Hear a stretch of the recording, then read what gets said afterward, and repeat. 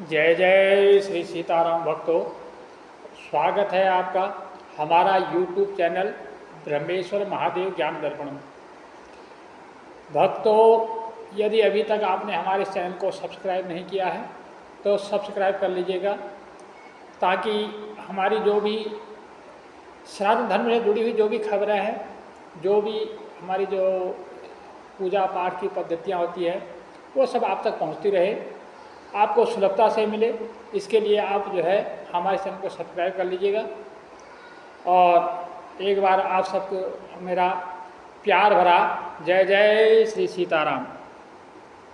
भक्तों, आज हम बात कर रहे हैं कि अब जो है हमारे पितृपक्ष यानी कि श्राद्ध पक्ष प्रारंभ होने जा रहा है। 29 सितंबर 2023 से पितृपक्ष प्रारंभ हो रहा है। 29 तारीख को पूर्णिमा का श्राद्ध है और उसी दिन जो है अब प्रतिपदा का श्राद्ध शुरू हो जाएगा। उस दिन से 29 सितंबर से लेके 14 अक्टूबर अमावस्या तक जो है ये पितृपक्ष रहेगा।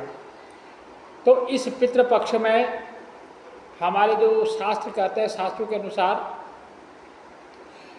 कि साल में एक बार जब ये वर्षा ऋतु की समाप्ति होती है, उसके बाद में जब शीत ऋतु आने वाली होती है, उस समय में जो है यमराज एक बार जो है समस्त पितृगणों को धरती पर भेजते हैं और उनको जो है अपने अपने स्वजनों से मिलने का एक उनको जो है अवसर देते हैं कि अपने अपने स्वजनों को आप जा करके देख करके आइए।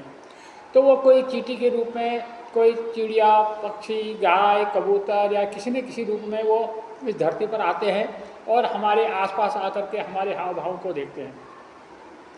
तो इसीलिए इन 15 दिनों को, 16 दिनों को जो है पितृपक्ष या पितृपर्व या पितरों का मेला भी इसको कहीं कहीं कहा जाता है। यानी कि सारे पितृ लोग इस में जो है धरती पर आते हैं। तो हर गृहस्थी को चाहिए कि यथाशक्ति विधि पूर्वक जो है इन 15-16 दिनों में अपने पितरों का जो है स्वागत करें।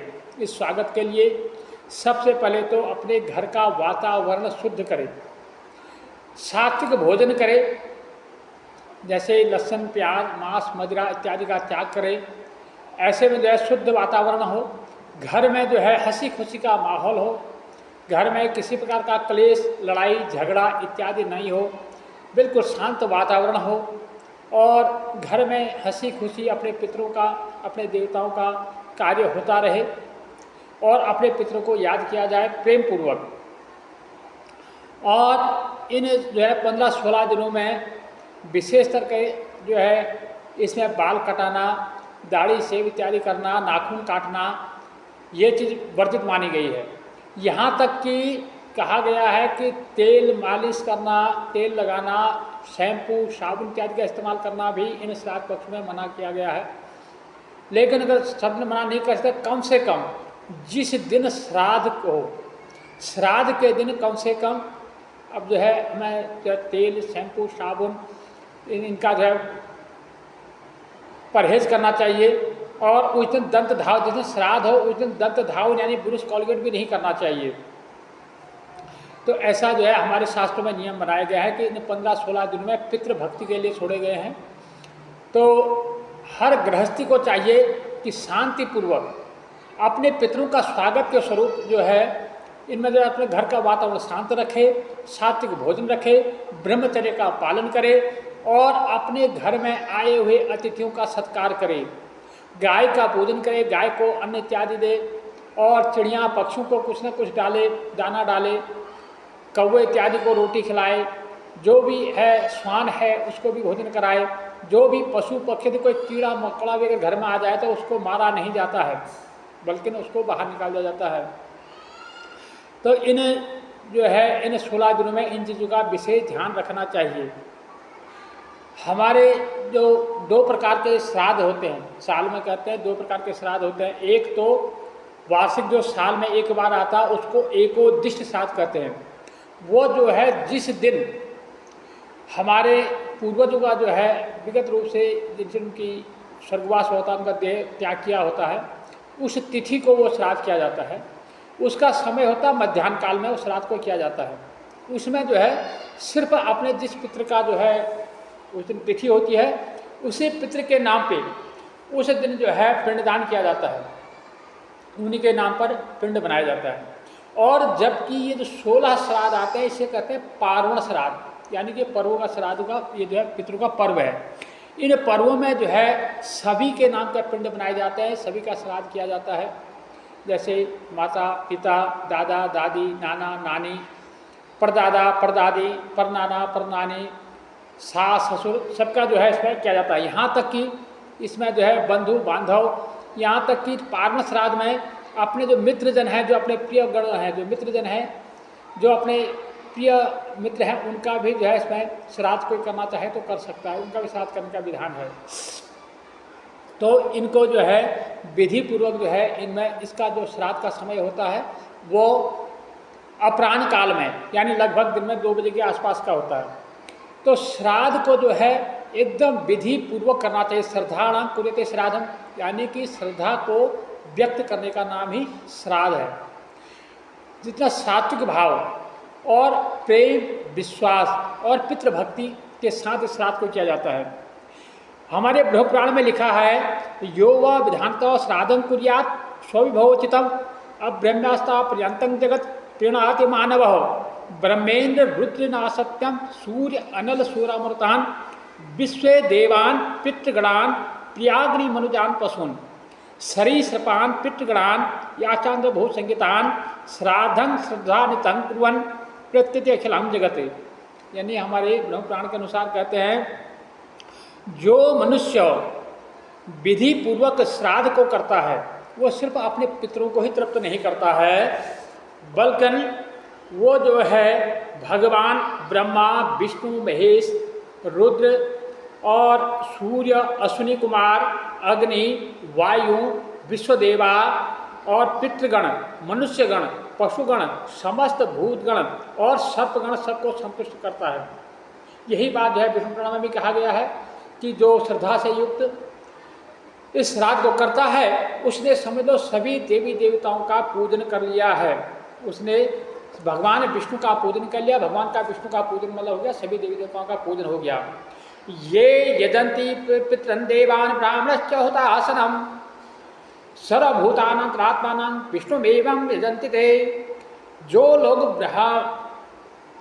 लोग देवता, ब्राह्मण, अग्नि और पितृगणों की पूजा करते हैं और उन सब के अंतरात्मा में भगवान विष्णु रहते हैं, तो इसलिए कहते हैं कि इसमें जो है इन श्राद्धों में जो है विधि पूर्वक, आस्था के साथ, भक्ति पूर्वक, सकारात्मक सोच के साथ अपने पितरों का पूजन करें। एक खाली मतलब दिखावा ना करे, लोगों के लिए फॉर्मेलिटी के तौर पर ना करे, इसको पूरी श्रद्धा और भक्ति के साथ श्राद्ध को करे तो सचमुच उसे यश और कीर्ति की प्राप्ति होती है, इसमें कोई संशय नहीं है। अब श्राद्ध को जो है अब किस दिन करें? जिस दिन श्राद्ध का जो है आपके जो पूर्वज है, जिस दिन उन्होंने उनका अपना देहावसान किया है, यानी देह का त्याग किया है, जिस दिन उनका स्वर्गवास हुआ है, उस दिन, उस तिथि को इस श्राद्ध को करना चाहिए। जिस तिथि को हमारे पितृजन जो है अपने देह का त्याग करते हैं, उसी तिथि को पावन श्राद्ध को करने का विधान है। और यदि किसी को उस तिथि का ज्ञात ना हो, तिथि मालूम ना हो, तो उन्हें जो है जो ये अमावस्या आती है, आत्मा जो अमावस्या आएगी, पितृ अमावस्या उसको कहते हैं, उस अमावस्या के दिन इस श्राद्ध को किया जाता है। क्योंकि बहुत से लोगों ने धारणा बना ली है कि अष्टमी को ही श्राद्ध करना चाहिए, जबकि ये सरासर गलत है।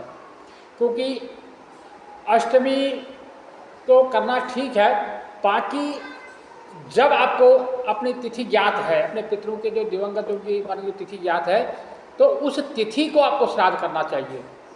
यदि तिथि ज्ञात ना हो तब जाकर के आपको अमावस्या को श्राद्ध करना चाहिए। और वैसे इन 16 दिनों में किसी कारण से आप इन 16 दिनों में करने में, जैसे तिथि पे आप किसी कारण से नहीं कर पा रहे हैं, तब उसको आगे पीछे किसी भी दिन जो है इन श्राद्ध को आप कर सकते हैं। लेकिन इन 16 दिनों में अपने पितरों को जरूर याद करना चाहिए, उनके निमित्त श्राद्ध जरूर करना चाहिए और सात्विक भोजन करना चाहिए, ब्राह्मणों की पूजा करनी चाहिए, ब्राह्मणों को भोजन देना चाहिए, गरीबों में कुछ ना कुछ जरूर दान करना चाहिए, गाय की सेवा करनी चाहिए, गाय को गौरा से त्याग देना चाहिए। और अपने दौहित्र जो होता है, यानी पुत्री का, बेटे का, बेटी का बेटा जो होता है दौहित्र, उसका इसमें बहुत ज़्यादा महत्व माना गया है। दौहित्र हो गया, ब्राह्मण हो गया, भांजा हो गया, इनका जो है विशेष तौर पर यजन करना चाहिए। उनको जो है विशेष तौर पर घर पर बुला करके उनका जो है सम्मान करना चाहिए। ऐसा जो है हमारे शास्त्रों में कहा गया है। हमारे जो इन श्राद्धों के पक्ष में जो है बातें बहुत हैं। यदि मैं सारी बातें एक बार में बताऊंगा तो हमारी जो वीडियो है बहुत लंबी हो जाएगी, तो इसलिए मैं थोड़ी थोड़ी करके बताते रहूँगा। आज पहले भाग में इतना ही है कि भाई हमारे 29 तारीख से श्राद्ध प्रारंभ हो रहे हैं, 14 तारीख तक ये चलेंगे। इस बीच में जिस दिन भी आपको जो श्रद्धा भक्ति के साथ आपको अगर तिथि ज्ञात है तो अपने तिथि में अपने पितरों का श्राद्ध कीजिए। यदि तिथि ज्ञात न है, आप किसी भी दिन उनका श्रद्धा और भक्ति के साथ उनका श्राद्ध कर सकते हैं। और जो इन दिनों में छूट जाता है, अंत में जो है उसको अमावस्या को श्राद्ध को करने का विधान है। इन 16 दिनों में प्रतिदिन जो है तर्पण करे, तर्पण रोज करे और श्राद्ध जो है उनकी तिथि पर करे। ऐसा जो है हमारा विधान बताया गया है। बाकी जो है शेष मैं अगले वीडियो में आपको बताऊंगा। आपको अभी इतना ही है कि अपना जो है ध्यान रखिएगा, अपने घर का वातावरण शुद्ध कर लीजिएगा, साफ सुथरा कीजिए, सकारात्मक सोच रखिए, घर में लड़ाई झगड़ा क्लेश इत्यादि से दूरी बना के रखिए, शुद्ध भोजन का पालन कीजिए, शुद्ध आचरण का पालन कीजिए और भगवान जो है आपको शुभ आशीर्वाद प्रदान करें। आपके पितृगण जो है प्रसन्न होकर के आपको शुभ आशीर्वाद लेकर जाएं। शेष जो है अगली वीडियो में। जय जय श्री सीताराम।